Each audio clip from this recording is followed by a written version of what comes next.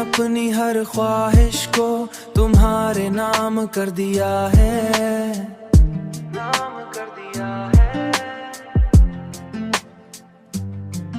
हर ख्वाब को तुम्हारी तस्वीर से सजा दिया है, सजा दिया है। अब मेरी दुनिया में जो कुछ भी है वो सब तुमसे जड़ा हुआ है, सब तुमसे जड़ा हुआ है। मैंने सीख लिया है कि इश्क में खुद को खो देना ही असली जीत होती है, होती है, होती है। और मैंने खुद को मुकम्मल तौर तुम में खो दिया है, मैंने खुद को मुकम्मल तौर तुम में खो दिया है।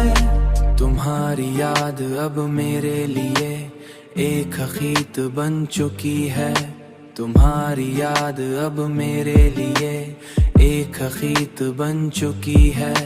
तुम्हारी याद याद हर लम्हे में मेरे साथ है, एक ऐसी हकीकत जो मेरे हर लम्हे का हिस्सा है, एक ऐसी हकीकत जिसका कोई ठिकाना नहीं।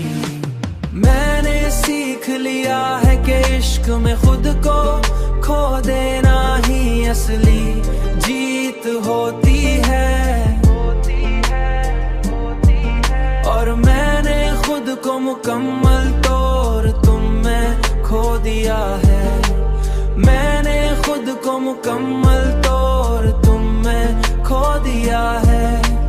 और शायद यही इश्क का सबसे बड़ा कमाल है, सबसे बड़ा कमाल है। और शायद यही इश्क का सबसे बड़ा कमाल है।